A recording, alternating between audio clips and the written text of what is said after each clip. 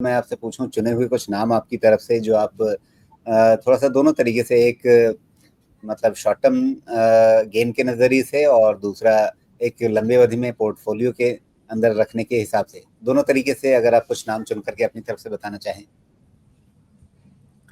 बिल्कुल, तो देखिए जहाँ पे भी क्वार्टरली नंबर्स ठीक-ठाक आए थे या तो जिन्होंने अपने एक्सपेक्टेशंस को बीट किया था।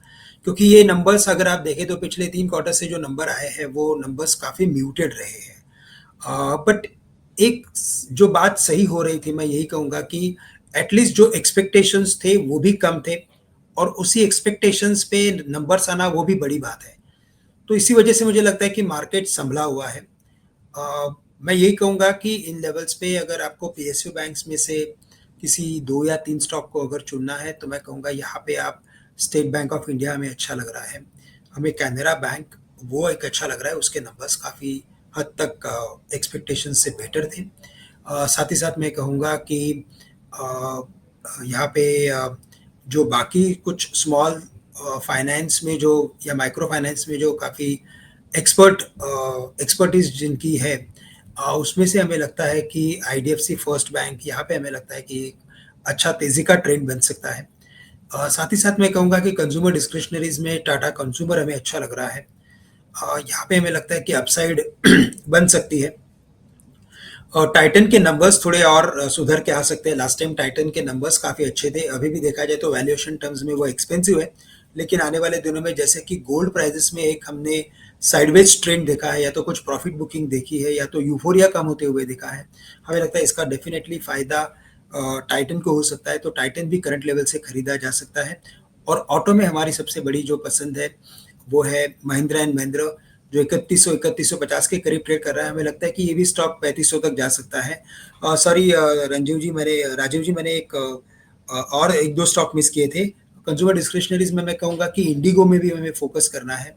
इंडिगो जो अभी 5300 5200 के करीब ट्रेड कर रहा है, यहाँ पे अच्छी खासी अपसाइड बनी। इंडिगो, आप और इंडिगो एयरलाइंस की बात कर रहे हैं या इंडिगो पेंट्स की बात कर रहे हैं? सॉरी, इंडिगो एयरलाइंस की मैं बात कर रहा हूँ। सी आजकल जी क्या हो गया है कि वो एविएशन से डेफिनेटली रिलेटेड है, लेकिन सबसे ज़्यादा जी, मैं देखता हूँ कि वो ऐसा हो गया है कि एक नेसेसिटी बन चुकी है लोगों की। बिल्कुल। नहीं, और मैंने जैसे इसलिए पूछ लिया मेरे कि लिए रेफ्रिजरेटर।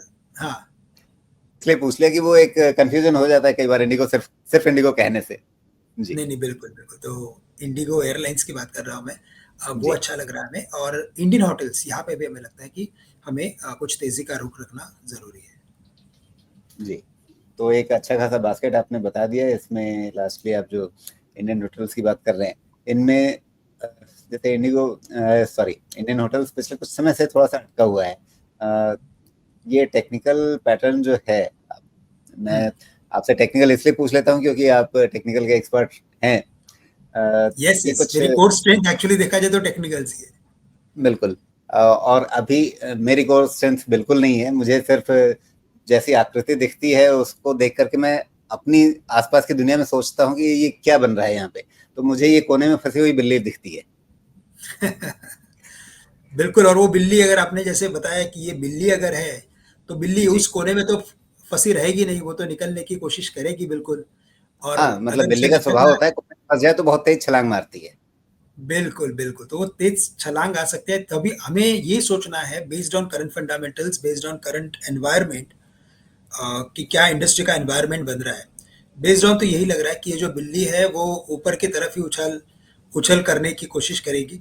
और जी वैसे भी अगर देखें तो आपने बिल्कुल सही कहा कि इसमें एक ट्रायंगल बन रहा है, एक सिमेट्रिकल ट्रायंगल बना है, जिसकी वजह से थोड़ी-सी कन्फ्यूजन भी है मार्केट में कि जी एग्ज़ैक्टली क्या होगा।